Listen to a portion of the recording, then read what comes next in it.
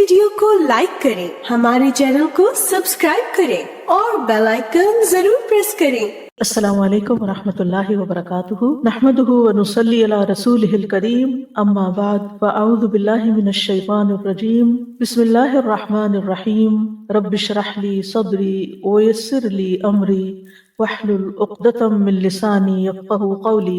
الحمد للہ المتفرد بکمال الذات وجمیل الصفات المنزہ عن مشابہۃ المخلوقات، احاط علما بجمیع الکائنات ووسع سمعہ جمیع الاصوات۔ الحمد للہ الذی لا خیر الا منہ ولا فضل الا من لدنہ۔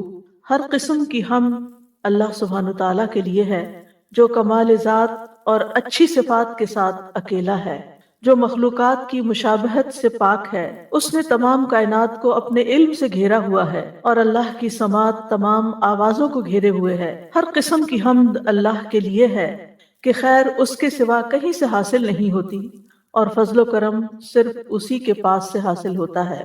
اللہم صلی علی محمد وعلی آل محمد کما صلیت علی ابراہیم وعلی آل ابراہیم انک حمید مجید۔ اللہم بارک علی محمد وعلی آل محمد کما بارکت علی ابراہیم وعلی آل ابراہیم انک حمید مجید۔ ہم دشمن سے حفاظت کی دعاؤں کے بارے میں پڑھ رہے تھے۔ آج اس سلسلے میں تیسری دعا ہم پڑھیں گے جو سورۃ الاعراف میں ہے۔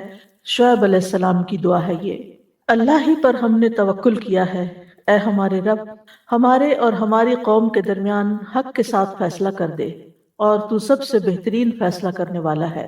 یہ شعیب علیہ السلام کی دعا ہے۔ ان کی قوم نے انہیں صرف جھٹلایا ہی نہیں تھا بلکہ نہایت بدتمیزی کے ساتھ ان سے مخاطب ہوئے اور نام سے مخاطب کرتے ہوئے کہا کہ تمہیں دو باتوں میں سے ایک کو اختیار کرنا ہوگا، یا تو ہماری ملت میں واپس آنا ہوگا، ہمارے دین پہ چلنا ہوگا، یا پھر ہم تمہیں اپنی بستی سے نکال دیں گے۔ اب تم سوچ لو کہ تم اپنے لیے کیا بات پسند کرتے ہو۔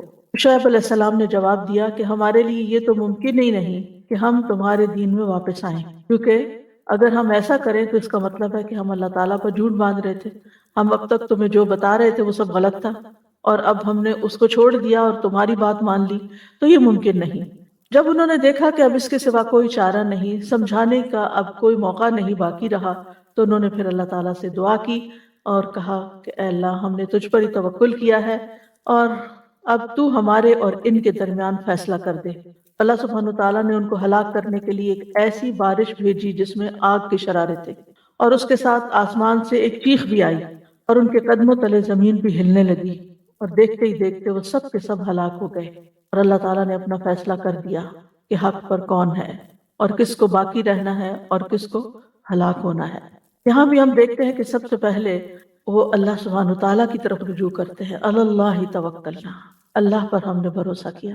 ہمیں اپنی قوت پر، اپنی جماعت پر، اپنے افراد پر، اپنی طاقت پر بھروسہ نہیں بلکہ اللہ کی ذات پر ہے۔ اور اس میں بھی ہم دیکھتے ہیں کہ توکلنا نہیں کہا بلکہ کیا کہا؟ اللہ توکلنا، صرف اللہ پر ہم بھروسہ کر رہے ہیں۔ اور ربنا افتح بیننا و بین قومنا، فتح کا معنی ہے واضح فیصلہ، یعنی کھلا کھلا فیصلہ، جو بات کھل کے سامنے آ جائے۔ یعنی اے ہمارے رب، تو ہماری مدد فرما کہ ہمارے حق پر ہونے اور ان کے باطل پر ہونے کو خوب واضح کر دے، یعنی لوگوں کو یہ بات پتہ چل جائے کہ کون سچا ہے، کون صحیح کام کرنے والا ہے۔ وَأَنْتَ خَيْرُ الْفَاتِحِينَ، اور تو فیصلہ کرنے والوں میں سب سے بہترین ہے، یعنی ایسا فیصلہ کرتا ہے جو سراسر انصاف پر مبنی ہے اور اس میں کسی قسم کا کوئی ظلم شامل نہیں۔ ابن کثیر کہتے ہیں کہ اس کا مطلب ہے کہ ہمارے اور ہماری قوم کے درمیان فیصلہ فرما دے اور ان کے خلاف ہماری مدد فرما۔ ان کا مطلب یہ تھا۔ ہم دیکھتے ہیں کہ نوح علیہ السلام نے بھی اسی سے ملتی جلتی دعا کی تھی کہ ربی ان ابنی من اہلی و ان وعدک الحق و انت احکم الحاکمین، اے میرے رب، بے شک میرا بیٹا میرے گھر والوں میں سے اور بے شک تیرا وعدہ سچا ہے اور تو فیصلہ کرنے والوں میں سب سے بہترین فیصلہ کرنے والا۔ یعنی اللہ سبحانہ تعالیٰ جو فیصلہ کر دیتا ہے پھر اس کے بعد اس کو کوئی چیلنج نہیں کر سکتا، اسی کا فیصلہ اصل فیصلہ ہے۔ تو یہاں اللہ سبحانہ تعالیٰ اس سے یعنی فتح سے اللہ سبحانہ تعالیٰ کا ایک نام بھی ہے فتاح۔ فتاح کا ایک تو یہی معنی ہے فیصلہ کرنے والا، جیسے سورۃ سبا میں آتا ہے قل یجمع بیننا ربنا ثم یفتح بیننا بالحق وهو الفتاح العلیم، کہہ دیجئے کہ ہمارا رب ہمیں جمع کرے گا، پھر وہ ہمارے درمیان حق کے ساتھ فیصلہ کرے گا، اور وہ زبردست فیصلہ کرنے والا، خوب جاننے والا ہے۔ فتاح کا ایک اور معنی بھی ہے، اور وہ ہے کھولنے والا، یعنی اپنے بندوں کے لیے خیر و برکت کا دروازہ کھولنے والا۔ یعنی جیسے کہ آتا ہے ما یفتح اللہ للناس من رحمت فلا ممسک لها، اللہ جو رحمت لوگوں کے لیے کھول دے تو اسے کوئی بند کرنے والا نہیں ہے۔ تو مطلب یہ ہے کہ سارا معاملہ اکیلے اللہ ہی کے ہاتھ میں ہے، جو اپنے بندوں کے لیے رحمت اور برکت اور رزق کے بند دروازے کھولتا ہے۔ انسان کو جو بھی خیر ملتی ہے وہ اللہ سبحانہ تعالیٰ ہی کی طرف سے اس کے پاس آتی ہے، خیر کے خزانے اللہ ہی کے ہاتھ میں ہیں۔ تو اس دعا سے بھی یہ بات پتہ چلتی ہے کہ اگر دین کے معاملے میں آپ کو شدید مخالفت کا سامنا کرنا پڑے اور حالات بہت تنگ ہو جائیں اور دشمن آپ پر حملہ آور ہونے کو دوڑ رہے ہوں، تو ایسی صورت میں پھر اللہ ہی کا سہارا اصل سہارا ہے، اور اسی سے دعا کرنی چاہیے، اور یہ دعا بہترین دعا ہے۔ اور پھر اسی طرح جہاں حق اور باطل کے درمیان فیصلہ نہ ہو رہا ہو کہ کیا سچ ہے اور کیا نہیں، تو اس موقع پر بھی یہ دعا کرنا مشروع ہے کہ فیصلہ پھر اللہ پہ چھوڑ دیا جائے۔ اور یہ بات تو ہم سب جانتے ہیں کہ مشکلات اور مصائب اللہ تعالیٰ ہی دور کرتا ہے، یعنی وہی ہے جو مشکل وقت کو آسانی میں بدلتا ہے۔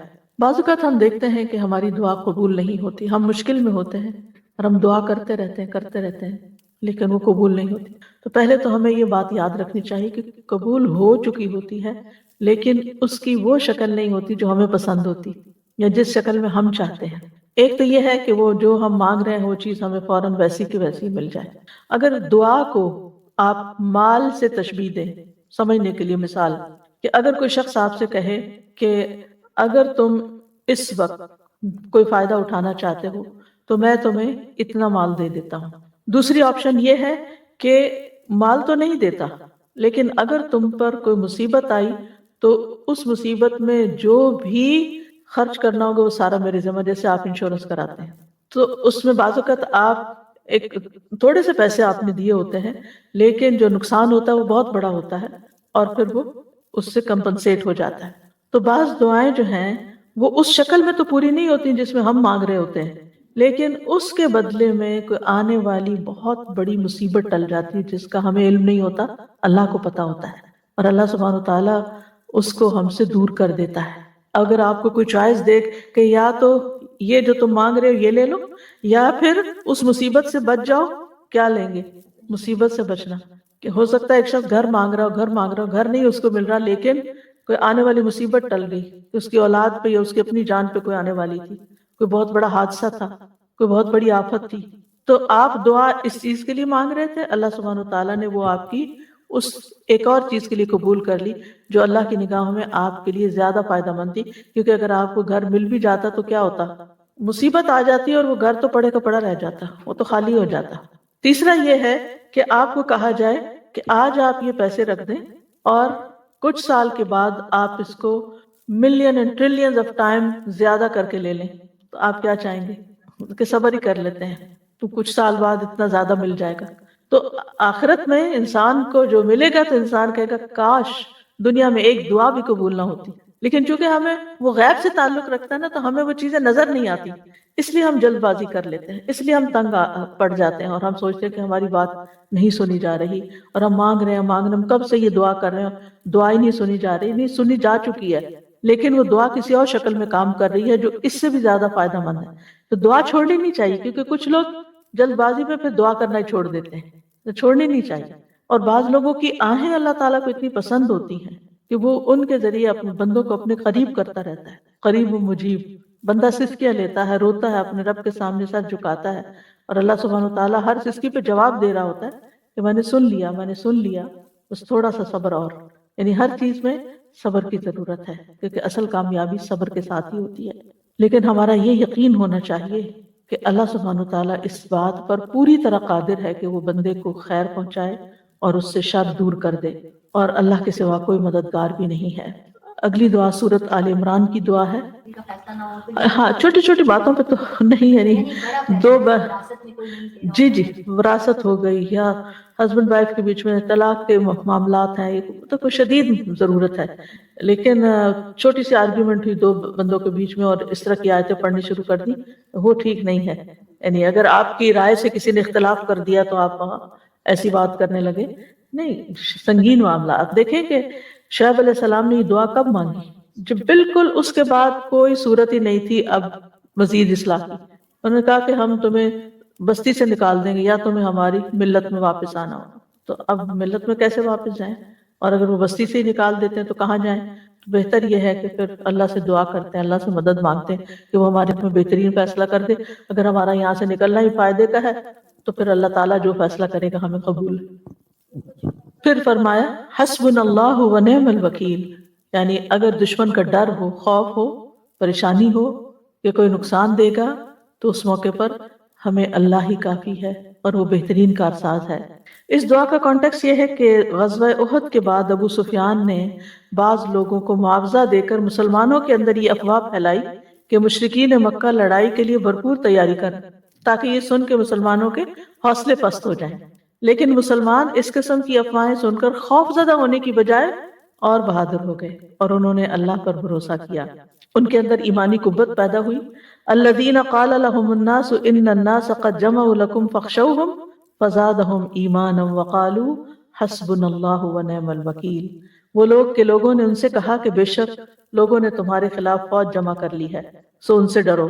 تو اس بات نے انہیں ایمان میں اور زیادہ کر دیا اور انہوں نے کہا ہمیں اللہ ہی کافی ہے اور وہ بہت بہترین کارساز ہے. اس میں آپ دیکھیے کہ اللہ سبحانہ تعالیٰ پر مکمل بھروسہ اور ٹرسٹ اور حقیقی توکل کا محسوس ہوتا ہے کہ حسبنا اللہ و نعم الوکیل، کافی ہے ہمیں اللہ ہی اور وہ بہترین کام بنانے والا ہے.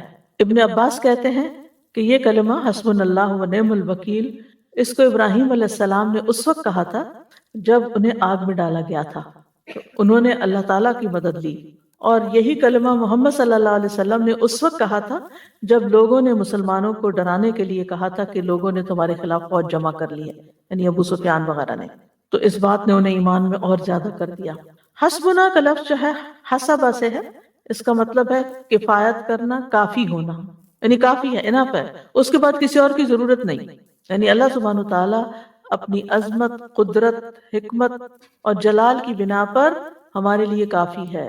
اللہ تعالیٰ اپنی تدبیر اور قوت کے ساتھ مومن سے ہر خطرے کو ٹال دیتا ہے. جس چیز سے بھی مومن کو ڈر لگتا ہے، ہر دشمن کو دور کر دیتا ہے جو مومن کو نقصان پہنچانا چاہتا ہے.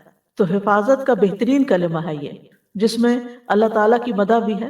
آج صبح میں غور کر رہی تھی دعاؤں پر کہ ہر دعا کے اندر یا اللہ تعالیٰ کی تعریف ہے، اللہ تعالیٰ کے نام ہیں جن کا واسطہ دیا گیا ہے، اور یا کہیں اپنی غلطی کا اعتراف ہے. اسی طرح یعنی اللہ سبحانہ تعالیٰ کے اسماء کا ذکر ہے، کہیں اللہ کی توحید کا ذکر ہے، کہیں اللہ تعالیٰ کی ربوبیت کا ذکر ہے، کہیں اللہ تعالیٰ کی کچھ اور صفات کا ذکر ہے. حقیقت یہ ہے کہ اللہ سبحانہ تعالیٰ ہی ہمارا ضامن ہے ہر معاملے میں، جس میں ہم اللہ تعالیٰ کے حوالے اپنا کام کر دیتے ہیں. وہی کفیل ہوتا ہے، وہی نگران ہوتا ہے. قرآن مجید میں آتا ہے اللہ خالق کل شیء وہو علی کل شیء وکیل. اللہ ہر چیز کو پیدا کرنے والا ہے اور وہ ہر چیز پر نگہبان ہے، ہر چیز کی حفاظت بھی وہی کر رہا ہے. زمین پہ جتنے بھی جاندار ہیں سب کی پیشانی کے بال اس کے قبضے میں ہیں، یعنی سب اس کے کنٹرول میں ہیں. اللہ تعالیٰ کی کفایت دو طرح کی ہے، ایک کفایت عام ہے اور ایک کفایت خاص ہے. کفایت عام میں اللہ سبحانہ تعالیٰ ان تمام چیزوں میں بندوں کو کفایت کرتا ہے جو انہیں دین و دنیا کے معاملے میں پریشان کرے، یعنی کسی بھی قسم کے فائدوں کا حصول اور نقصان کا دور ہونا. خاص کفایت کیا ہے؟ اللہ کے متقی بندوں کی کفایت اور توکل کرنے والوں کو کافی ہونا، جس کے ساتھ اللہ تعالیٰ ان کی دین اور دنیا کو درست کر دیتا ہے. جیسے آتا ہے نا یا ایھا النبی حسبک اللہ ومن اتبعک من المؤمنین، اے نبی آپ کے لیے بھی اللہ کافی ہے اور ایمان لانے والوں کے لیے بھی. تو اس سے کیا پتہ چلتا ہے کہ اللہ سبحانہ تعالیٰ ایمان والوں کے لیے جو اس پر توکل کرتے ہیں ان کے لیے خاص قسم کی کفایت کرتا ہے. اسی لیے جیسے کل بھی میں نے کچھ مثالیں دی تھی نا کہ جس میں بندوں کے پاس کچھ بھی نہیں تھا اور اللہ صرف اور صرف اللہ پہ بھروسہ تھا، وسائل کچھ بھی نہیں تھے۔ اچھا، اس کا یہ مطلب نہیں ہے کہ انسان وسائل اختیار نہ کرے، وسائل ضرور اختیار کرے، لیکن بعض اوقات وسائل ہوتے ہی نہیں، پھر کیا کرے؟ کمزور محسوس نہ کرے اور یہ نہ سوچے کہ اب تو میں مارا گیا، اب میں نہیں بچتا، نہیں، پھر بھی معاملہ اللہ کے سپرد کرے اور اللہ تعالیٰ کو اپنا ضامن بنائے۔ اور اگر اللہ کسی کے ساتھ ہو پھر کسی اور کی ضرورت بھی نہیں رہتی۔ حسبنا اللہ، اس کا مطلب اب سوچیے، ذرا غور کیجیے اس پر، حسبنا اللہ، اللہ کافی ہے، کافی کا مطلب اور کسی کی ضرورت نہیں، کافی ہے، اس کی مدد ہمارے لیے بہت ہے، اس پہ ہم ٹرسٹ کرتے ہیں۔ پھر اگلی دعا ہے سورۃ القصص کی، اے میرے رب مجھے ظالم قوم سے نجات دے۔ یہ بابرکت دعا موسیٰ علیہ السلام کی دعاؤں میں سے ہے، ان کی بہت سی دعائیں ہیں، ان میں سے ایک دعا یہ ہے۔ موسیٰ علیہ السلام جب فرعون کے ظلم و ستم سے تنگ آ گئے تو انہوں نے یہ دعا کی کہ یا رب مجھے فرعون اور اس کی قوم سے نجات دے۔ اسی طرح کی دعا مانگی تھی کس نے؟ آسیہ علیہ السلام نے۔ کیا؟ رب ابن لی عندک بیتا فی الجنہ ونجنی من فرعون وعملہ، کیونکہ تھا تو اس کا شوہر لیکن دشمن بن چکا تھا۔ تو اگر کوئی بھی ظلم کرتا ہو اور شدید ظلم کرتا ہو اور انسان کے پاس اس سے نکلنے کا کوئی چارہ نہ ہو تو انسان کو یہ دعا پڑھنی چاہیے کہ اللہ مجھے ظالم لوگوں سے نجات دے۔ بعض اوقات بعض خواتین بہت کمزور ہوتی ہیں اور ان پر تشدد بھی کیا جا رہا ہوتا ہے اور ان پہ لعن طعن بھی اور ان کو دن رات کی دھمکیاں بھی اور ذلت آمیز سلوک بھی۔ تو ایسی، اور ضروری نہیں کہ وہ دین کے معاملے میں، دنیا کے معاملے میں بھی بعض لوگوں کے اوپر بلا وجہ کا ظلم کیا جاتا ہے۔ تو اللہ سبحانہ تعالیٰ ہی ہے جو ظالموں کے چنگل سے انسان کو چھڑا سکتا ہے، تو اس وقت یہ دعا پڑھنی چاہیے۔ اور یہاں بھی رب کے وسیلے سے دعا کی جا رہی ہے، رب نجنی من القوم الظالمین، کہ تو ہی میرا رب ہے، تو ہی میرا خالق ہے، تو ہی میرا مالک ہے، تو ہی میرا رازق ہے، تو ہی مجھے چلانے والا ہے، تو ہی میری کفایت کرنے والا ہے، تو ہی میری مدد کرنے والا ہے۔ میں جس ظلم کا شکار ہوں میری کوئی مدد کرنے والا نہیں، حتیٰ کہ بعض اوقات آپ دیکھیں ماں باپ بھی ہاتھ اٹھا لیتے ہیں کہ ہم کچھ نہیں کر سکتے، بس اب تم صبر ہی کرو۔ ایک انسان کہاں تک صبر کر سکتا ہے؟ تو یہاں ظالموں سے مراد فرعون اور اس کی قوم تھی، ظالموں سے مراد کفار بھی ہو سکتے ہیں اور ظالموں سے مراد سو کالڈ مسلم بھی ہو سکتے ہیں جو خود مسلمانوں پر ہی ظلم کر رہے ہیں۔ تو انبیاء اور نیک لوگ ہمیشہ سختیوں میں، تکلیفوں میں، مصیبتوں میں اللہ سبحانہ تعالیٰ کی طرف رجوع کرتے ہیں اور اسی سے مدد طلب کرتے ہیں اور اللہ سبحانہ تعالیٰ کی طرف پناہ لینے کے لیے دوڑتے ہیں۔ تو ظالموں کے شر سے بچنے کے لیے اپنی دعاؤں میں یہ دعا شامل کر لینی چاہیے۔ اور اس کے علاوہ بھی جو مصیبتیں ہیں، یعنی مختلف لوگوں کی طرف سے مصیبتیں ہو سکتی ہیں، تو ایسی صورت میں، یعنی بعض لوگ ایسے ممالک میں رہتے ہیں کہ جس میں ان کا صرف مسلمان ہونا ہی ایک بہت بڑا جرم ہے اور ان کو جو سزائیں دی جاتی ہیں، آپ دیکھیں کہ برما کے لوگوں کا کیا قصور تھا اور کس طرح ان کو جلایا گیا اور کس طرح ان کو گھر بے گھر کیا گیا اور کس طرح وہ یعنی اس ڈر اور خوف سے جب نکلے بھی ہیں تو آگے ان کے ساتھ کتنی مشکلات پیش آئیں۔ تو بعض لوگوں پر، یعنی کبھی کبھی میں سوچتی ہوں ایسے تصور میں بھی کہ اگر میں وہاں پیدا ہوئی ہوتی تو کیا حال ہوتا۔ اسی طرح جو چائنیز مسلم ہیں وہ جس حال میں ہیں اور ان کے جو حالات آپ پڑھتے ہیں، اور پھر ان کے، یعنی کہ مجھے خود کچھ چائنیز نے بتایا تھا کہ بعض جگہوں پر اتنی سختی ہے مسلمانوں پر کہ وہ روزہ نہیں رکھ سکتے، زبردستی ان کے منہ میں کھانا ٹھونستے، یعنی عام دنوں میں ان کو چاہے دیکھیں یا نہ دیکھیں کہ کچھ کھا رہے ہیں یا نہیں، لیکن رمضان میں نماز پڑھنے کی تو اجازت نہیں۔ اور تقریباً سارے چائنیز نے دو نام رکھے ہوئے ہیں، ایک اسلامی نام رکھا ہوا ہے اور ایک چائنیز نام رکھا ہوا ہے، یعنی حتیٰ کہ اپنے نام سے بھی اپنی آئیڈینٹی کو چھپاتے ہیں کیونکہ ایسے ظلم و ستم میں رہ رہے ہیں۔ آپ سوچئے ہم اس آزادی کی نعمت کا جتنا بھی شکر ادا کریں کم ہے۔ اگر اللہ نہ کرے ہم کسی ایسی جگہ پر پیدا ہوتے جس میں نہ ہم نماز پڑھ سکتے، نہ ہم حجاب کر سکتے، نہ ہم اپنے آپ کو مسلمان ظاہر کر سکتے، تو پھر کیا کرتے؟ یعنی جہاں ہر طرف سے ظلم و ستم کی بارش ہے، تو ایسے تمام مسلمانوں کو جو کہیں پر بھی ہوں، جو کسی بھی طرح کے ظلم و ستم کا شکار ہوں، زیادہ سے زیادہ اللہ سبحانہ تعالیٰ کی طرف رجوع کرنی چاہیے۔ مشکل یہ ہے کہ عموماً جب دنیا میں ہمیں کوئی تکلیف ہوتی ہے تو ہم اللہ سبحانہ تعالیٰ کی طرف سب سے آخر میں جاتے ہیں۔ پہلے ہم لوگوں کی طرف دیکھتے ہیں، امی ابا کی طرف دیکھتے ہیں، بہن بھائیوں کی طرف دیکھتے ہیں، اگر مالی کمی کا شکار ہیں تو مالدار لوگوں کی طرف دیکھتے ہیں، تو دنیا کے سہارے ڈھونڈتے ہیں۔ ٹھیک ہے، دنیا کے وسائل اختیار کر سکتے ہیں، لیکن سب سے زیادہ خالص ہو کر پہلے اللہ تعالیٰ ہی کو پکارنا چاہیے۔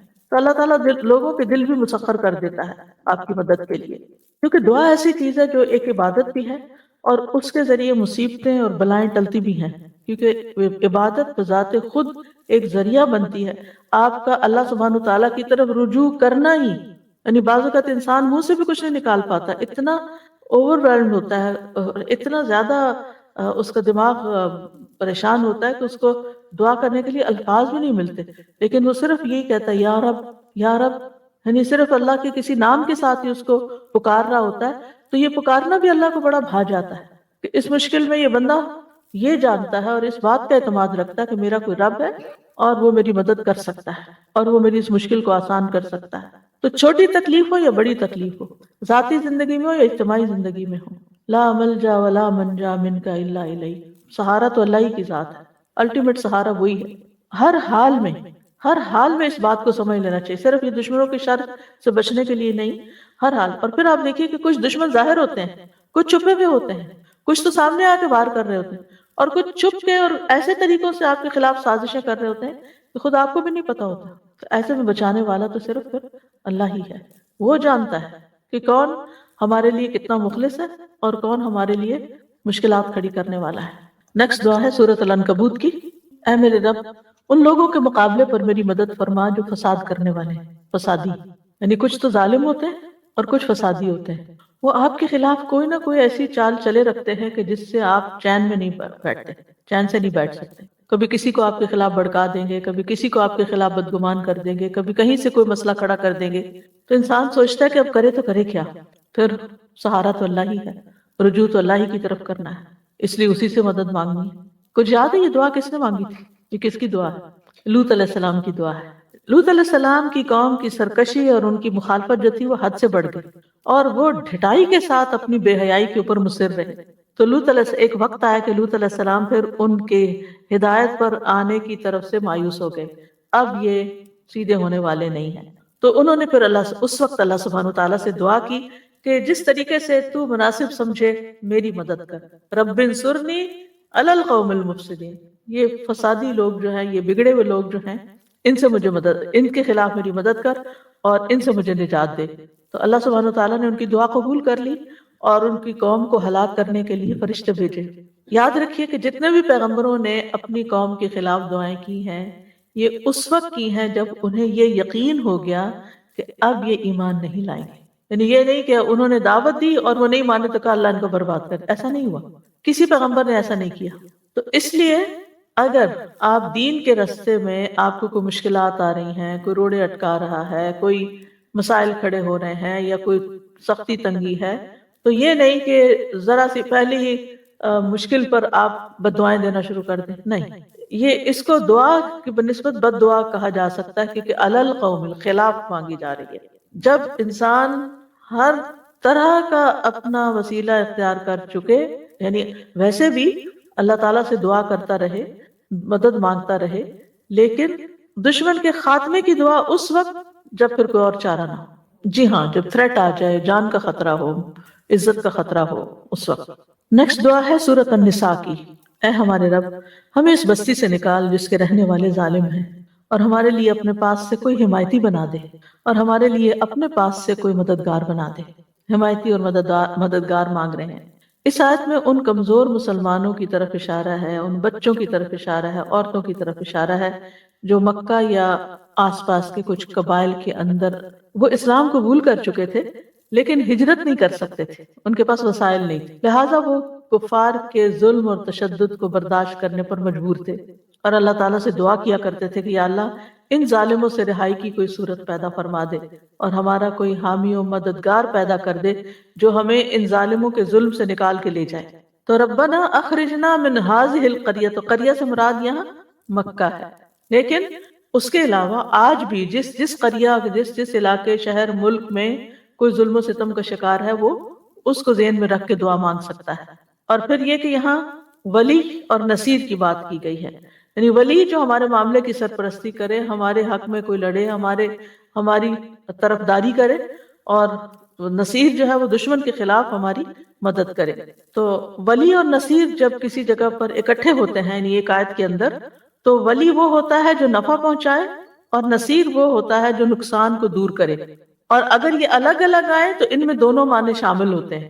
تو اللہ سبحانہ تعالیٰ نے ان کمزور مسلمانوں کی دعا قبول کر لی، اور بعض کے لیے اللہ نے مدینہ آنا آسان کر دیا، اور پھر بعض ایسے تھے کہ جو دعائیں مانگتے رہے، تو ایک وقت آیا کہ اللہ تعالیٰ نے مکہ فتح کرا دیا، اور یہ سارے کے سارے لوگ اس ظلم و ستم سے باہر آ گئے۔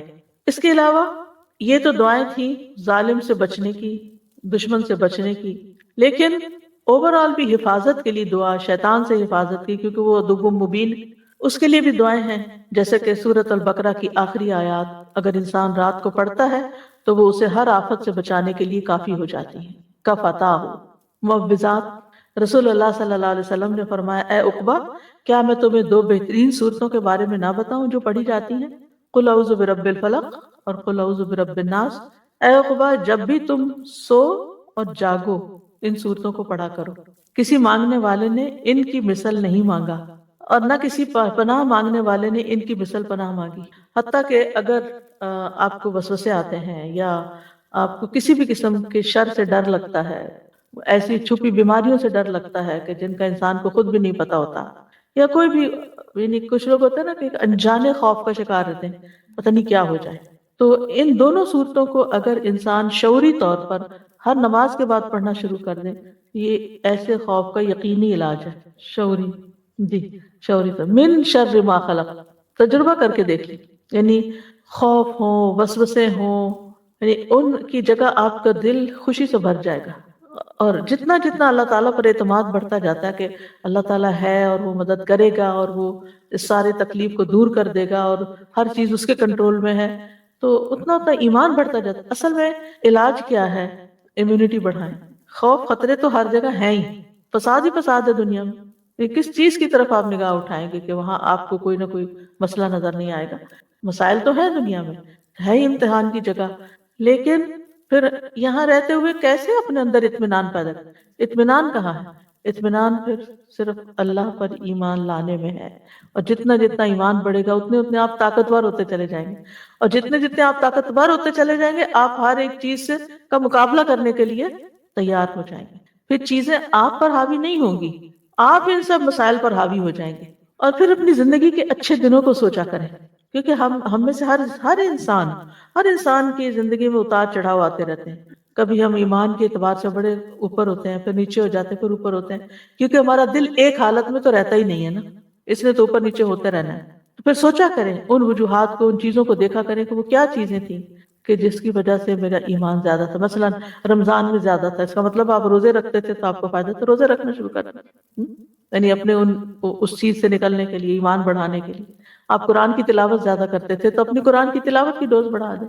آپ مخصوص ذکر کیا کرتے تھے، یا آپ لوگوں کو تعلیم دیتے تھے، یا آپ لوگ صدقہ خیرات زیادہ کریں، یعنی جس بھی یہ سارے علاج ہیں قلبی بیماریوں کے اور ان سارے مخاوف کے۔ مخاوف خوف کی جمع ہے، اردو کا عربی کا لفظ ہے، یعنی یہ حل ہے، یہ علاج ہے۔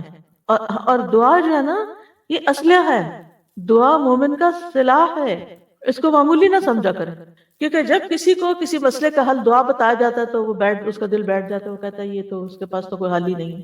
ابھی دعا کو بہتر کرنے کی ضرورت ہے، جو کر رہے ہیں اس میں مزید ڈوز ڈالیں، اور مختلف دعائیں کریں، اور شعوری طور پر کریں، اور قبولیت کے اوقات میں کریں، اپنی نیکیاں بڑھا دیں، کیونکہ ان رحمت اللہ قریب من المحسنین۔ پھر اسی طرح یعنی آپ سوچئے کہ اگر کوئی ہر نماز کے بعد تھوڑا سا وقت نکال کے یہ صورتیں پڑھ لیتا ہے، قل هو اللہ احد، قل اعوذ برب الفلق، قل اعوذ برب الناس، آپ صلی اللہ علیہ وسلم کی یہ بات یاد رکھتے ہوئے کسی مانگنے والے نے ان کی مثل نہیں مانگا، نہ کسی پناہ مانگنے والے نے ان کی مثل پناہ مانگی، یعنی شر سے بچنے کے لیے اس سے بہتر کوئی دعا ہی نہیں دوسرے لفظوں میں، کیونکہ انسان جب مخلوق کے شر سے ڈرتا ہے تو پھر مخلوق کے رب یعنی رب الناس کی ہی پناہ لیتا ہے، اور وہی ان سے بچا سکتا ہے۔ پہلے بھی ایک چھوٹی سی مثال میں نے دی تھی شاید کسی لیکچر میں، جب آپ کہیں جا رہے ہوں اور بکریوں کے ریوڑ کے پاس سے گزر رہے ہوں، اور بکریوں والے کے پاس اس کا کتا بھی ہو، اور کتا آپ پہ بھونکنا شروع کر دے، تو آپ کیا کریں گے؟ آپ خود کتے سے لڑیں گے یا بکری والے کو کہیں گے اپنے کتے کو سنبھالو؟ بکری والے سے کہیں گے نا کہ آپ، کیونکہ آپ مجھ سے نہیں لڑ سکتے، وہ اس کی بات تو مانے، اس کے تو ایک اشارے میں وہ بھاگ جائے گا۔ تو اسی طرح بہت سے لوگ آپ کے خلاف باتیں کرنے والے ہو سکتے ہیں، آپ کا مذاق اڑانے والے ہو سکتے ہیں، آپ کے دین کی وجہ سے یا کسی بھی اور وجہ سے، تو پھر آپ ان سب سے لڑ نہیں سکتے، ان کا منہ بند نہیں کر سکتے۔ آپ ان کا جو مالک ہے نا، اور ان کا جو رب ہے، اور جس کے کنٹرول میں یہ سارے، آپ اس سے فریاد کریں کہ یا اللہ تو ان سب سے مجھے کافی ہو جا، ان کو سنبھال لے۔ پھر اسی طرح ایک اور دعا ہے، اللہم انی اعوذ بک من جہد البلاء ودرک الشقاء وسوء القضاء وشماتۃ الاعداء۔ اے اللہ، بے شک میں تیری پناہ مانگتا ہوں سخت مصیبت، بدبختی کے لاحق ہونے سے، بری تقدیر سے، اور دشمنوں کے خوش ہونے سے۔ ابو ہریرہ رضی اللہ عنہ سے روایت ہے کہ نبی صلی اللہ علیہ وسلم آزمائش کی مشقت سے، بدبختی کے آنے سے، برے خاتمے سے، اور دشمن کے ہنسنے سے اللہ کی پناہ مانگا کرتے تھے۔ یہ ساری چیزیں کتنی تکلیف دہ ہیں نا، کہ جہد البلا، آزمائش کی مشقت۔ ایک اور قول ہے کہ اس سے مراد شدت، یعنی آزمائش کی شدت، کہ امتحان ہے اور شدید امتحان ہے۔ ایک بیماری ہوتی ہے، ہلکی بیماری ہوتی ہے، اور ایک ہوتی ہے سخت تکلیف دے کہ انسان کو کسی پل چین نہیں ہوتا، چاہے جسمانی ہو چاہے قلبی ہو۔ پھر اسی طرح درک الشقاء، بدبختی، بد نصیبی، چاہے دنیا کی ہو یا آخرت کی، دونوں طرف۔ اسی طرح سوء القضاء، اس میں مال، اولاد، اہل و عیال، خاتمہ، قیامت کا دن، سب شامل ہے۔ سوء القضاء، اللہ بری تقدیر سے ہر جگہ، مجھے بھی، میری اولاد کو بھی، اور مال میں بھی، اور میرے انجام میں بھی، ہر جگہ تو مجھے محفوظ رکھنا اس سے۔ ابن بطال کہتے ہیں شماتت الاعداء وہ بات ہے جو دل کو تکلیف پہنچاتی ہے اور نفس پہ انتہائی گراں گزرتی ہے۔ یعنی آپ نے دیکھا ہوگا کہ بعض لوگ ایک چھوٹی سی بات کرتے ہیں آپ کو، وہ آپ کے دل میں اتنی چبھ جاتی ہے کہ آپ سارا دن اس کو نکال نہیں پاتے، حالانکہ جس وقت وہ کر رہا ہوتا ہے اس وقت وہ کوئی بڑی بات نہیں ہوتی، وہ کر کے چلا جاتا ہے، لیکن آپ سوچتے ہی رہ جاتے ہیں، اسی کو ہی سوچے چلے جاتے ہیں۔ پوائزنس ہوتی ہے، جیسے کوئی کانٹا چبھ جاتا ہے نا، کچھ کانٹے ہوتے ہیں ہم چبھتا ہے نکال دیتے ہیں بات ختم، اور کچھ کانٹے تو نکل جاتے ہیں لیکن اس کے بعد جو اس جگہ کا حال ہوتا ہے وہ خارش کئی دن تک چلتی ہے۔ پھر ایک اور دعا ہے، اللہم انی اعوذ بک من غلبۃ الدین وغلبۃ العدو وشماتۃ الاعداء۔ ان سب دعاؤں کو اس لیے اختیار کیا گیا کہ اس میں دشمنوں کا لفظ آ رہا ہے، ٹھیک ہے۔ اے اللہ، میں تیری پناہ چاہتا ہوں قرض کے غلبے سے، دشمن کے غلبے سے، اور میری مصیبت پر دشمنوں کے خوش ہونے سے۔ یہ دعا بھی نبی صلی اللہ علیہ وسلم کی دعاؤں میں شامل تھی اور اکثر اس کو پڑھا کرتے تھے۔ اس میں آپ دیکھیے غلبۃ العدو اور شماتۃ الاعداء، دشمن کے غالب آنے سے اور بہت سارے دشمنوں کے ہنسنے خوش ہونے سے۔ پھر اعوذ بکلمات اللہ التامات من شر ما خلق، میں اللہ کے تمام کلمات کے ساتھ پناہ لیتا ہوں ہر اس چیز کے شر سے جو اس نے پیدا کی۔ خولہ بنت حکیم کہتی ہے میں نے رسول اللہ صلی اللہ علیہ وسلم کو فرماتے ہوئے سنا، جو کسی جگہ پڑاؤ کرے، یعنی کسی جگہ ٹھہرے اور یہ دعا پڑھے تو اسے کوئی چیز نقصان نہیں دے گی حتیٰ کہ وہ وہاں سے کوچ کر جائے۔ آج کل سمر ہے، آپ لوگ پارک وغیرہ جاتے ہوں گے، یا یہ کہ یعنی ونٹر کے مقابلے میں انسان کی موومنٹ زیادہ ہوتی ہے، کبھی آؤٹ آف سٹی جا رہا ہے، کبھی کسی کے گھر جا رہا ہے، کبھی باہر سیر کے لیے جا رہا ہے، یا اس کے علاوہ بھی جیسے آپ اپنے کسی کام سے ہاسپٹل جاتے ہیں، ہاسپٹل میں بعض لوگ علاج کیا کرواتے ہیں، کچھ اور جراثیم کیچ کر کے آ جاتے ہیں اور وہ پہلی بیماری سے بھی بڑے ہو جاتے ہیں۔ یا اسی طرح آپ بینک جاتے ہیں یا کہیں بھی جاتے ہیں، تو اگر آپ انٹر ہوتے ہی دعا پڑھ لیں تو انشاءاللہ وہاں کے ہر شر سے محفوظ رہیں گے۔ اور پھر آپ دیکھیے کہ کلمات اللہ کا کیا معنی ہے، اعوذ بکلمات اللہ، اس میں اللہ کے اسماء اور اللہ کی نازل کردہ ساری کتابوں کے کلمات، اللہ کا کلام ہے، جیسے قرآن اللہ کا کلام ہے۔ تو اسی طرح سورۃ الفلق اور سورۃ الناس وہ بھی بیچ میں آ جاتی ہیں۔ تو انسان اللہ سبحانہ وتعالیٰ کے سارے کلمات کے ذریعے اللہ تعالیٰ یعنی کہ اس کا وسیلہ پکڑتا ہے نا، ان کا اللہ ہی کی پناہ لیتا ہے ہر مخلوق کے شر سے بچنے کے لیے۔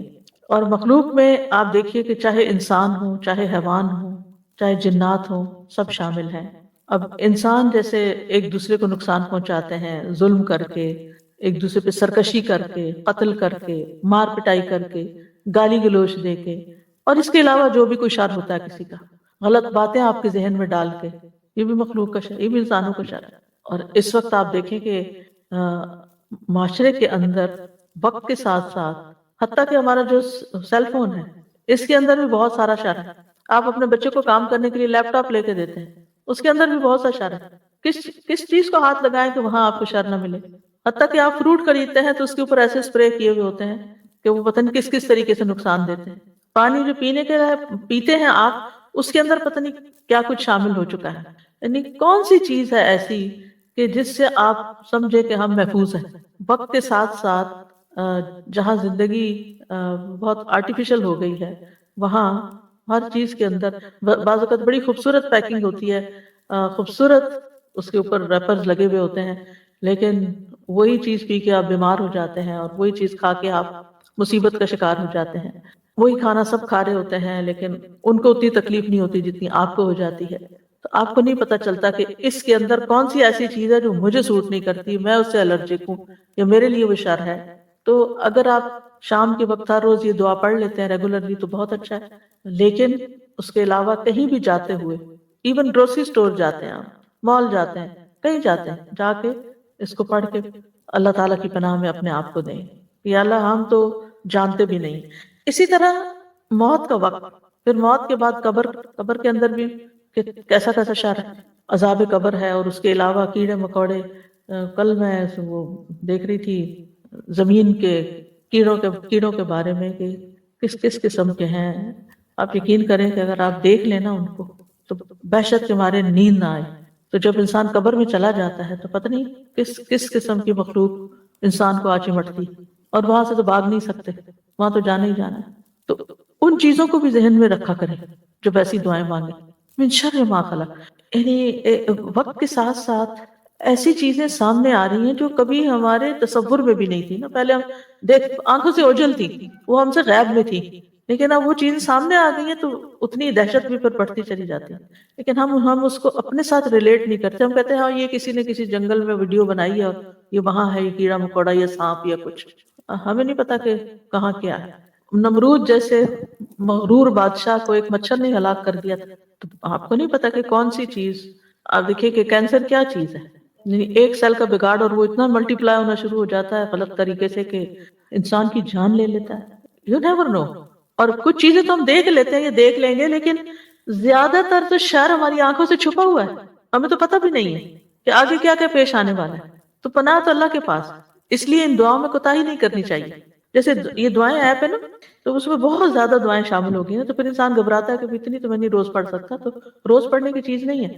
آپ شروع کر لیں اور جتنی آسانی سے ایک نماز کے بعد پڑھ سکیں، فجر کے بعد پڑھ لیں، ظہر اثر جو آپ کا ذرا سا فری ٹائم ہو، اور پھر وہیں سے چھوڑ دیں. پھر اگلے دن پھر وہیں سے شروع کر لیں، کرتے کرتے کرتے ہر چیز. بس کوشش یہ کریں کہ ذرا سمجھ کے اور شعور کے ساتھ ان کو ادا کریں. جی ہاں بالکل. ہاں آپ کو کچھ لوگ ہوتے ہیں کہ جن سے آپ کو ملنا بھی ضروری ہوتا ہے، قریبی رشتہ داروں میں ہوتے ہیں، لیکن وہ جب ملتے ہیں کوئی نہ کوئی ہرٹ فل بات کرتے ہیں. وہ کوئی نہ کوئی ایسی بات ضرور کریں گے کہ جس سے آپ کے اندر تکلیف شروع ہو جاتی ہے. اب آپ ان کو، حتیٰ کہ بعض بہت ہی کلوز ریلیشن جو ہوتے ہیں، یعنی ماں باپ بھی ہو سکتے ہیں، بچے بھی ہو سکتے ہیں، کہ ماں باپ بچوں کو دیکھے بغیر نہیں رہتے، اور جب بچے آتے ہیں تو ایسی بدتمیزی کی باتیں بعض اوقات کر جاتے ہیں کہ انسان کے لیے انتہائی تکلیف دہ ہو. کیونکہ آپ دیکھیے کہ جن رشتوں سے زیادہ پیار ہوتا ہے نا، اور جن رشتوں سے زیادہ ایکسپیکٹیشن ہوتی ہے، تکلیف بھی وہیں زیادہ ہوتی ہے. تو حتیٰ کہ انسان یہ کہے کہ اللہ مجھے اپنی اولاد ہی کے شر سے یا جو بھی کوئی اور تکلیف دینے والا ہے اس سے بھی محفوظ رکھ. پھر اسی طرح جن و انس وغیرہ تو ہو گئے، خود انسان کے اپنے نفس کے اندر بھی شر ہے. ٹھیک ہے نا جی. نعوذ باللہ من شرور انفسنا ومن سیئات اعمالنا. میں اپنے نفس کے شر سے اپنے آپ کو اللہ کی پناہ میں دیتی ہوں، کیونکہ ان النفس لامارۃ بالسوء، نفس انسان کو بہت زیادہ حکم دیتا ہے برے کام کرنے کا، اور جب ہم برے کام کرتے ہیں تو ظاہر ہے اپنی آخرت برباد کرتے ہیں. اور اسی طرح ہمارے بعض اعمال یعنی جو گناہ ہوتے ہیں وہ ہمارے لیے نقصان دہ ہوتے ہیں. تو جب انسان یہ دعا پڑھتا ہے تو پھر آپ کے درمیان اور چیزوں کی بری تاثیر کے درمیان اسی حساب سے رکاوٹ ڈال دی جائے گی جتنا آپ کے تعوذ میں طاقت ہوگی، جتنا بہترین تعوذ ہوگا یا جتنا وہ کمزور ہوگا اسی حساب سے.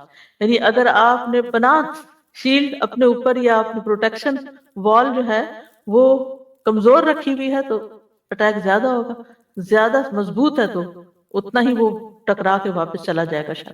پھر ہے اللہم انی اعوذ بک من الفقر والقلۃ والذلۃ واعوذ بک من ان اظلم او اظلم. اے اللہ میں فقر و فاقہ، قلت اور ذلت سے تیری پناہ میں آتا ہوں کہ مجھے کوئی ذلیل کرے، اور میں اس بات سے تیری پناہ میں آتا ہوں کہ میں کسی پہ ظلم کروں یا کوئی مجھ پہ ظلم کرے. فقر کا مطلب ہوتا ہے پیٹھ کے یا کمر کے جو ریڑھ کی ہڈیاں نے اس کے موہرے توڑ دینا. مطلب ہے مراد اس سے ہے ہاتھ کا مال سے خالی ہو جانا، کچھ رہا ہی نہیں. تو اس کی کمر ٹوٹ گئی، کہتے ہیں نا کمر ٹوٹ گئی. تو یہ فقر سے ٹوٹتی ہے، محتاجی سے ٹوٹتی. اور فاقہ مخلوق کی طرف شدید حاجت مند ہو جانا، یعنی بندوں کی شدید ضرورت پڑ جانا. قلت کسی چیز کا کم ہو جانا یا تعداد میں کمی ہونا یا خیر کے دروازوں میں کمی ہونا. یعنی اللہ نے اپنی رحمتوں کے بہت سے دروازے کھولے ہوئے، طرح طرح کی نعمتیں آپ کے پاس آ رہی کہ حالات پلٹا کھا جاتے ہیں اور دروازے بند ہو جاتے ہیں. ذلت یعنی ایسی ذلت کہ دوسروں کی نگاہوں میں انسان حقیر ہو جائے اور اس کی کوئی قدر و قیمت نہ رہے. اور عیلہ جو ہے محتاجگی اور ہاتھ کا رزق سے خالی ہونا. اور فقر جو ہے اس سے پناہ مانگنا اس لیے ضروری ہے کہ بعض اوقات یہ فقر جو ہے وہ کفر تک پہنچا دیتا ہے انسان کو. انسان اپنی بنیادی ضروریات کے پوری کرنے کے لیے اپنے دین کو بھی بیچ ڈالتا ہے. اور پھر آپ دیکھیے کہ انسان کو یہ بھی ڈر ہوتا ہے کہ کہیں بے صبری کی وجہ سے میرے اندر اللہ کے قضاء و قدر کے فیصلوں کے بارے میں کوئی ناراضگی نہ پیدا ہو جائے، کہیں شیطان مجھ پہ مسلط نہ ہو جائے. کیونکہ جب انسان ضرورت مند ہو جاتا ہے نا، تو کمزور جب ہوتا ہے تو پھر ساری چیزیں اٹیک کر دیتی ہے کہ یا اللہ مجھے پناہ دے کہ میں مخلوق کا بہت محتاج ہوں، کہ لوگوں پر ڈیپینڈنٹ ہو جاؤں. یعنی میں صرف تیرا ہی محتاج ہوں، بندوں کا نہ ہوں. کیونکہ جب انسان بندوں کا محتاج ہوتا ہے نا تو اس کی عزت نفس میں بھی کمی آتی ہے، اس کے دین میں بھی کمی آتی ہے، اس کی مروت میں بھی کمی آتی ہے. ایسے بندے کو لوگ حقیر سمجھنا شروع کر دیتے ہیں جب بندہ بندوں کا محتاج ہوتا ہے. اور اسی طرح جب قلت ہوتی ہے چیزوں کی تو پھر کبھی انسانوں کی قلت ہو جاتی ہے، مددگاروں کی قلت ہو جاتی ہے، رشتوں کی قلت ہو جاتی ہے. ایک کے بعد ایک رشتہ چلا جاتا ہے دنیا سے. ایسے بھی ہوتا ہے نا، زندگی میں ہی اولاد فوت ہو گئی، زندگی میں ہی بیوی یا شوہر فوت ہو گیا تو انسان کتنا تنہا ہو جاتا ہے. تو یہ قلت جو ہے کسی بھی چیز کی قلت ہو سکتی ہے. یعنی پہلے آپ کے پاس سب کچھ تھا، بھرا ہوا گھر تھا، پھر چھٹ گئے سارے، اور اس کی وجہ سے انسان کے اندر عجب تکلیف شروع ہو جاتی ہے. پھر ذلت کہ لوگ آپ کو کوئی امپورٹنس ہی نہ دیں، نہ آپ کی بات سنیں اور نہ ہی آپ کی طرف کوئی توجہ کرے. یہ چیز بھی بڑی تکلیف دہ ہوتی ہے کہ آپ کسی مجلس میں جائیں، کوئی آپ کو پوچھے بھی نہ، وہ لوگ اپنی خوش گپیوں میں مصروف ہوں، اپنی باتوں میں خوش ہو رہے ہیں اور آپ اپنے غم میں بیٹھے ہوئے، کوئی آپ کا حال تک نہیں پوچھتا. ایسا ہوتا ہے نا، بعض لوگ بالکل آئسولیٹڈ بیٹھے ہوتے ہیں، کوئی ان کی طرف توجہ نہیں کرتا، کوئی ان کو نہیں پوچھتا. پھر اسی طرح ظلم سے بھی پناہ مانگی کہ اللہ مجھے اس سے بچا کے رکھنا. کیونکہ ظلم کی وجہ سے انسان بعض اوقات اپنے دین، اپنے ایمان، اپنے دین کا جو کام، اپنے مشن، اپنی بہت ساری ایسی چیزوں سے پیچھے ہٹ جاتا ہے جو اس کی زندگی کا بہت بڑا پیشن ہوتا ہے. اور بعض اوقات رنج و غم، یعنی ظلم کی وجہ سے رنج و غم آتا ہے نا، اور رنج و غم اور پریشانی انسان کی عقل کو، انسان کے جسم کو، انسان کے دل کو تھکا دیتی ہے کہ زندگی میں کوئی لطف ہی باقی نہیں رہتا. یعنی ساری نعمتیں ہیں، کھانا رکھا ہوا ہے، کھانے کا کوئی ٹیسٹ ہی نہیں آ رہا، کپڑے ہیں پہن کے کچھ مزہ ہی نہیں آ رہا، گھر ہے کوئی چین ہی نہیں آ رہا. کتنی تکلیف دہ زندگی. تو ایسے میں انسان اللہ سبحانہ وتعالیٰ سے حفاظت کی دعا مانگتا رہے تاکہ یہ ربنا آتنا فی الدنیا حسنہ وفی الآخرۃ حسنہ، دنیا بھی اچھی ہو، آخرت بھی اچھی. تو جب اللہ تعالیٰ کی پناہ میں آتا ہے انسان، تو اللہ تعالیٰ ابراہیم علیہ السلام کو آگ سے نکال سکتا ہے، جو ایک نون واقعہ ہے ہسٹوریکل، اور نوح علیہ السلام کو کس طرح نجات دے سکتا ہے، اور باقی پیغمبروں کو بھی انوکھے واقعات ہیں ایک سے ایک. ہم تو سن کے عادی ہو گئے نا، تو ہم کہتے ہیں ہاں ہمیں پتہ ہے، لیکن اگر ہم ان کے اوپر غور کریں کہ ہوا کیسے. پھر دعا ہے اللہم انی اعوذ بک من یوم السوء ومن لیلۃ السوء ومن ساعۃ السوء ومن صاحب السوء ومن جار السوء فی دار المقامہ. اے اللہ بے شک میں تیری پناہ مانگتا ہوں برے دن سے، بری رات سے، برے وقت سے، برے ساتھی سے، گھر میں مقیم برے ہمسائے سے، یعنی جو ساتھ رہتا ہے اور وہ ہمارے لیے تکلیف دہ ہے. تو نبی صلی اللہ علیہ وسلم یہ دعا مانگا کرتے تھے. برے دن سے مراد وہ دن جس میں انسان پر کوئی مصیبت نازل ہو، کوئی اس کا نقصان ہو جائے، کوئی آزمائش آ جائے. اور بری رات جس میں یہ سب کچھ رات کے وقت ہو. اور بری گھڑی یعنی وہ وقت بعض اوقات اچانک کوئی مصیبت آ جاتی ہے، آن کی آن میں، لمحوں میں. اور پچھلے دنوں جو ایک طوفان سا آیا تھا، اچانک آیا اور گیا، تھوڑی دیر میں ختم بھی ہو گیا، لیکن کئی دن تک لوگوں کے نیٹ ڈاؤن رہے اور بجلی چلی گئی اور کیا مشکلات نہیں کھڑی ہو گئی. تو وہ بری گھڑی کے انسان کے سوچ میں بھی نہ، اور وہ کہاں سے آفت آئی اور کہاں چلی گئی. پھر ہے اللہم انت عضدی و نصیری بک احول و بک اصول و بک اقاتل، اے اللہ تو ہی میرا دست بازو، میرا مددگار ہے، تیری مدد سے میں چلتا پھرتا ہوں، تیری مدد سے حملہ کرتا ہوں، اور تیرے ہی بھروسے پر میں ان سے لڑتا ہوں۔ یہ خاص طور پر جنگ کے موقع پر نبی صلی اللہ علیہ وسلم پڑھتے تھے۔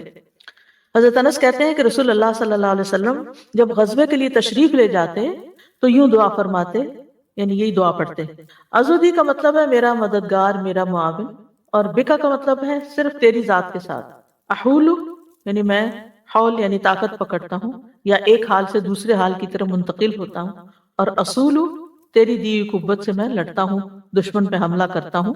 ایک اور دعا ہے اللہم بکا احاول و بکا اصاول و بکا اقاتل، اے اللہ میں تیری ہی دی ہوئی قوت کے ساتھ ہیلا کرتا ہوں، تیری ہی دی ہوئی طاقت کے ساتھ حملہ کرتا ہوں، اور تیری مدد سے میں لڑائی کرتا ہوں۔ صہیب رضی اللہ عنہ کہتے ہیں کہ غزوہ حنین کے موقع پر نماز فجر کے بعد رسول اللہ صلی اللہ علیہ وسلم کے ہونٹ ہلتے رہتے تھے، اس سے پہلے کبھی آپ نے ایسا نہیں کیا تھا، یعنی فجر کے بعد مسلسل کچھ پڑھ رہے تھے۔ ہم نے کہا اللہ کے رسول، ہم نے آپ کو وہ کرتے دیکھا ہے جو پہلے نہیں دیکھا، آپ ہونٹوں کو کیوں ہلا رہے ہیں؟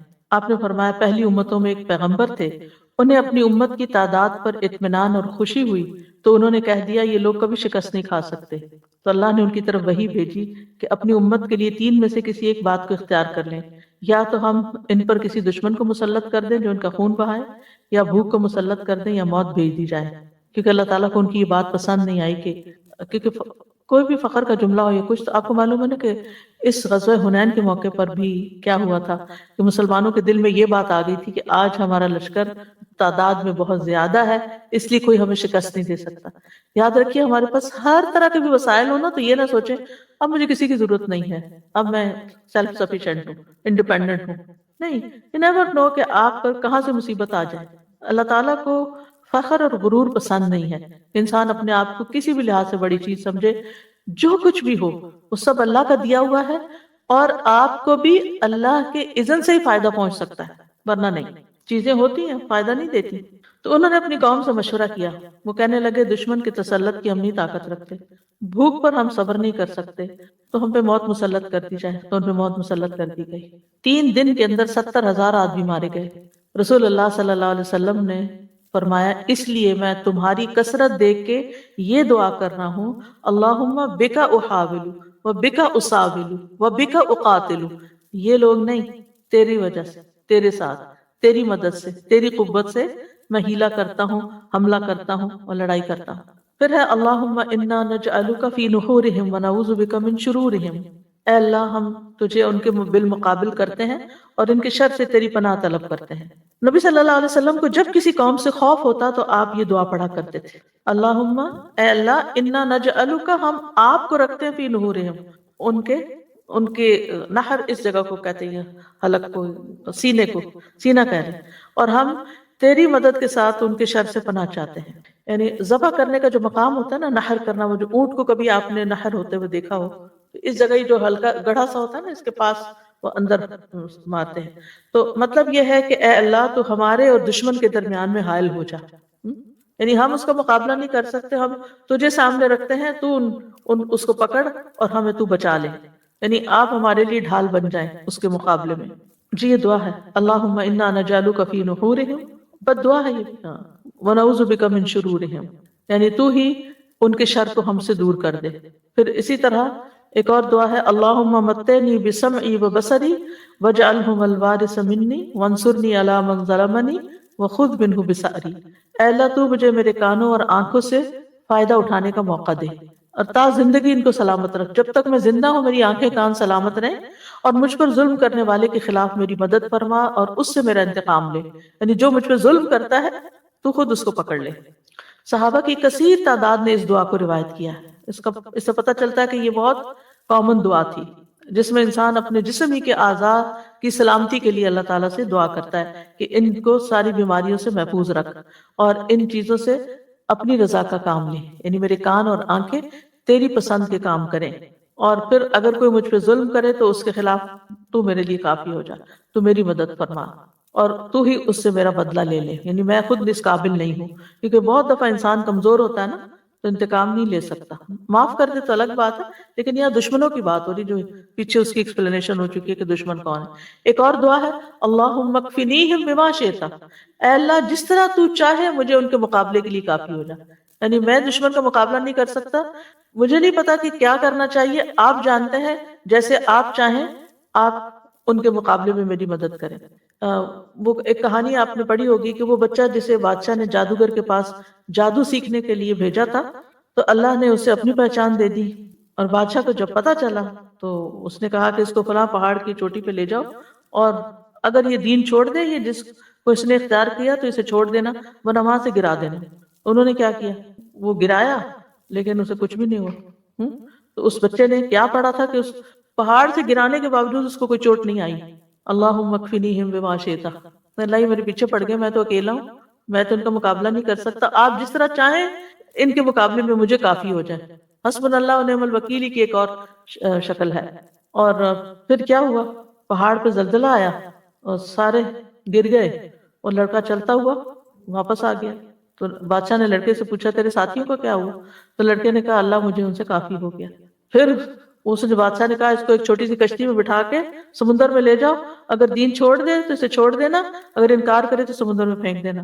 اس نے پھر یہی دعا پڑھی. اب کیا ہوا، کشتی بادشاہ کے ساتھیوں سمیت الٹ گئی، سب غرق ہو گئے. وہ لڑکا پھر بچ کے بادشاہ کے پاس آ گیا. اس نے کہا یہ کیا ہوا، کہا مجھے ان کے مقابلے میں اللہ کافی ہو گیا. تو آپ سوچیں کہ جہاں پوری پوری فوجیں آپ کے خلاف جمع ہو جائیں، کتنے چند لفظ ہیں چھوٹے سے، اللہم اکفنیہم بما شئت. جی پھر رب اعنی ولا تعن علی وانصرنی ولا تنصر علی وامکر لی ولا تمکر علی واہدنی ویسر ہدای الی وانصرنی علی من بغی علی. دعا تو لمبی ہے لیکن اتنا حصہ جو ہے یہ خاص طور پر دشمن کے مقابلے کے لیے. اے میرے رب میری مدد فرما، میرے خلاف دوسروں کی مدد نہ کر، میرے حق میں تدبیر فرما، میرے خلاف تدبیر نہ فرما، مجھے ہدایت دے اور ہدایت کو میرے اوپر آسان کرے، اور جو مجھ پہ زیادتی کرے اس پر میری مدد فرما. اور پھر اے اللہ مجھے اپنا شکر گزار بنا، بہت ذکر کرنے والا بنا، اپنے سے ڈرنے والا بنا، اپنا فرما بردار بنا، اپنے سامنے عاجزی کرنے والا یا رجوع کرنے والا بنا. اے میرے رب میری توبہ قبول کر لے، میرے گناہوں کو دھو ڈال، میری دعائیں قبول کر لے، میری حجت کو ثابت کر دے. یعنی قبر میں جب منکر نکیر سوال کرے تو میں ثابت قدم رہوں. میرے دل کو ہدایت دے، میری زبان کو سیدھا کر دے، میرے دل کی میل کو چیل دور کر دے. کتنی خوبصورت دعا ہے، اور یہ دعا نبی صلی اللہ علیہ وسلم اکثر پڑھا کرتے تھے. اور اس کے بارے میں آتے ہیں امام ابن تیمیہ بھی یہ دعا بہت پڑھا کرتے تھے، کیونکہ اس پوری دعا میں بہت کچھ شامل ہو گیا ہے. پھر اسی طرح اللہم رب السماوات السبع ورب العرش العظیم کن لی جارا من فلان بن فلان واحزابہ من خلائقک ان یفرط علی احد منہم او یطغى عز جارک وجل ثناؤک ولا الہ الا انت. اے اللہ 7 آسمانوں کے رب اور عرش عظیم کے رب، تو میرے لیے پناہ بن جا. یہ کتنی بڑی بات کی نا کہ 7 آسمانوں کے رب، عرش کے رب، اللہ کی بزرگی بیان ہو رہی. فلاں بن فلاں اور اس کے گروہ کے مقابلے میں جو تیری مخلوق میں سے ان میں سے کوئی مجھ پہ زیادتی کرے یا سرکشی کرے، ان کو اس بات سے روک دے. تیری پناہ بہت مضبوط ہے، تیری تعریف بڑی شان والی ہے، تیرے سوا کوئی معبود نہیں. اگر ظالم حکمران کا ڈر ہو تو اس وقت بھی انسان یہ دعا پڑھے. اور اسی طرح اللہ اکبر، اللہ اعز من خلقہ جمیعا، اللہ اعز مما اخاف واحذر، اعوذ باللہ الذی لا الہ الا هو الممسک السماوات السبع ان یقعن علی الارض الا باذنہ من شر عبدک فلان وجنودہ واتباعہ واشیاعہ من الجن والانس اللہم کن لی جارا من شرہم جل ثناؤک وعز جارک وتبارک اسمک ولا الہ غیرک. اللہ سب سے بڑا ہے، اللہ اپنی تمام مخلوق پر سب سے زیادہ غالب ہے. اللہ ان چیزوں سے کہیں زیادہ طاقت والا ہے جن سے میں خوف کھا رہا ہوں، جن چیزوں سے میں ڈرتا ہوں اللہ ان سے زیادہ طاقتور ہے. میں اللہ کی پناہ میں آتا ہوں جس کے سوا کوئی معبود نہیں، اس 7 آسمانوں کو تھامنے والا کہ وہ زمین پر گر نہ جائیں مگر اس کی اجازت سے، تیرے فلاں بندے کی شر سے، یعنی جس کی طرف سے بھی شر کا اندیشہ، اس کے لشکروں، اس کے پیروکاروں اور جنوں اور انسانوں میں سے اس کے ساتھیوں کے شر سے بھی. اے اللہ ان کے شر سے میرے لیے پشت پناہ بن جا. تیری تعریف بڑی شان والی ہے، تیری پناہ بڑی مضبوط ہے، تیرا نام بہت بابرکت ہے اور تیرے سوا کوئی معبود نہیں. تو کسی بھی قسم کا کوئی ظالم ہو تو اس کے غالب آنے سے اگر ڈر لگے آپ کو کہ وہ ظالم مجھے پکڑ لے گا یا ظالم مجھے نقصان دے گا، تو آپ یہ دعا پڑھیں تو انشاءاللہ آپ کی حفاظت ہوگی. اور بس آپ آج کافی ہے. اور پھر عافیت کی دعائیں، اللہم انی اسألک المعافات فی الدنیا والآخرہ، اور اللہم انی اسألک العفو والعافیت فی دینی و دنیایا. تو یہ دعائیں پیچھے میں آپ کو ایکسپلین کر بھی چکی ہوں، یہ بھی شر سے بچنے کی دعائیں ہیں. اور پھر اسی طرح گھر والوں سے اگر کوئی تکلیف ہو تو اللہم انی اعوذ بک من جار السوء ومن زوج تشیبنی قبل المشیب، یہ والی دعا. اور پھر سوتے وقت اللہم اسلمت وجہی الیک وفوضت امری الیک، جو بھی خوف ہو آپ کے دل میں یہ دعا پڑھ کے اپنے آپ کو اللہ کے حوالے کریں اور اپنا آخری کلام اس کو رکھیں. نبی صلی اللہ علیہ وسلم نے فرمایا جب تم اپنے بستر پر آؤ اور اس طرح وضو کرو جس طرح نماز کے لیے کرتے ہو، پھر دہانی کروٹ لیٹ جاؤ اور یہ دعا پڑھو. اگر وہ شخص اس حال میں مر گیا تو فطرت پر مرے گا، اور ان کلمات کو اپنے آخری کلمات بناؤ. وقت کم تھا اس لیے کچھ دعائیں چھوڑنی پڑی ہیں، لیکن میں کوشش کروں گی کہ کسی اور کے اندر شامل ہو جائے، نہیں تو اللہ مالک ہے. سبحانک اللہم و بحمدک اشہد ان لا الہ الا انت استغفرک و اتوب الیک.